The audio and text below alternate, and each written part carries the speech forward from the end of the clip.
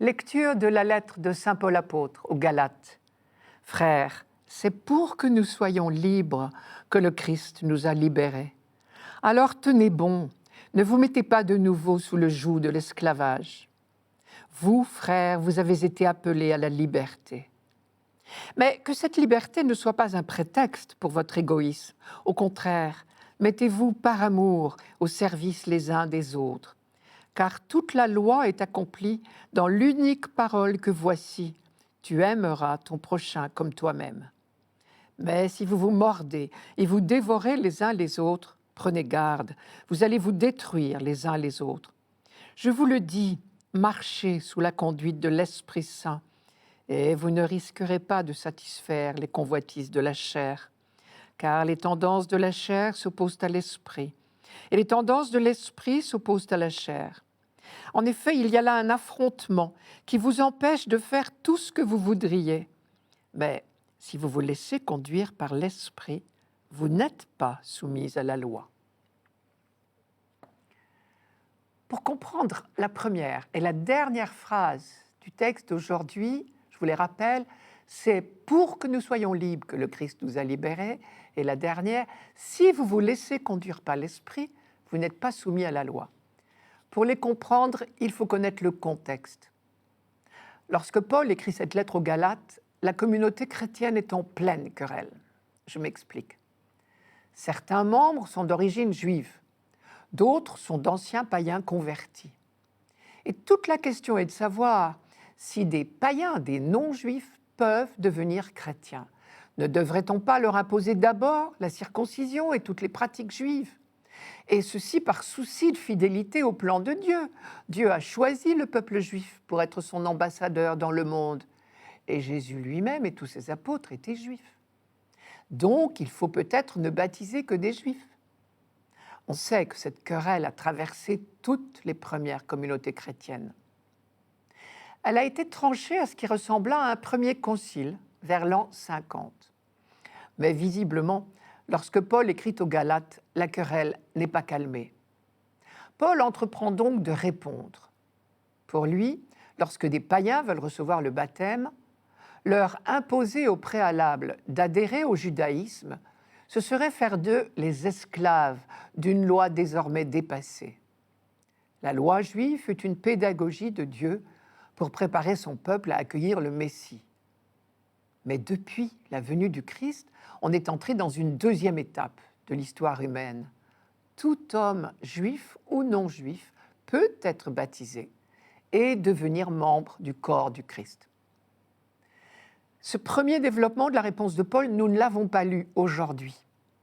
Ce que nous avons lu, c'est la deuxième partie du développement de Paul. Et il y aborde un deuxième aspect de la question. Il y rappelle que la liberté apportée par le Christ, ce n'est pas seulement une affaire de pratique rituelle, c'est plus encore une affaire de comportement. Un homme libre peut parfaitement se conduire comme un esclave, esclave de soi-même et de son égoïsme, par exemple. Si nous avions un papier et un crayon, nous pourrions, comme souvent chez Paul, écrire son texte en deux colonnes. D'un côté, aujourd'hui, la colonne de la liberté, et de l'autre côté, la colonne de l'esclavage. Or, du côté esclavage, on écrirait « satisfaire votre égoïsme ».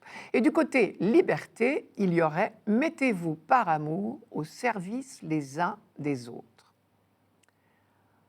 On est un peu surpris quand même que l'égoïsme soit du côté de l'esclavage et que le service des autres soit du côté de la liberté. Parfois, nous sommes tentés de penser l'inverse.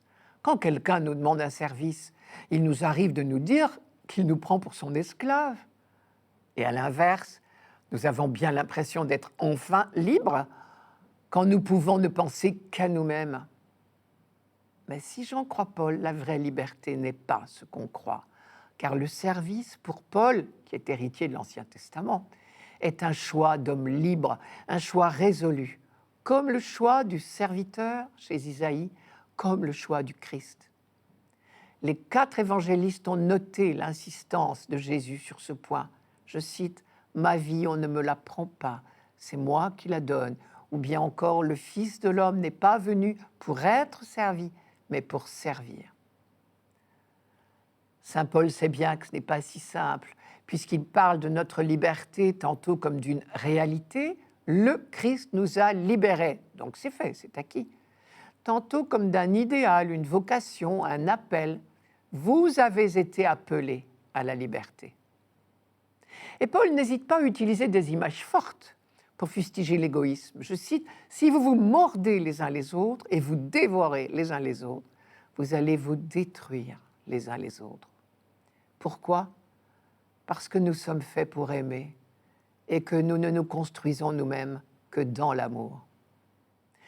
Paul nous représente nos vies concrètes comme un lieu d'affrontement permanent entre deux manières de vivre. Et il nous dit, ne vous mettez pas de nouveau sous le joug de l'esclavage. Et ce « tenez bon » est valable pour toute notre vie. Il n'y a pas parmi nous ceux qui, une fois pour toutes, sont passés du côté de la liberté, et ceux qui se conduisent encore comme des esclaves. Chacun de nous doit sans cesse refaire ce passage, un passage qui n'est jamais acquis une fois pour toutes. Avant que l'esprit de service soit devenu pour nous comme une seconde nature, il faut bien de longues années d'apprentissage. Comprenons bien les expressions de Paul. La vie égoïste est ce que Paul appelle « vivre selon la chair », on pourrait dire selon notre pente naturelle. Et la vie de service, c'est ce qu'il appelle vivre selon l'esprit, sous-entendu l'esprit de Dieu, l'esprit d'amour. Et cela, depuis la résurrection du Christ et la Pentecôte, nous en sommes devenus capables.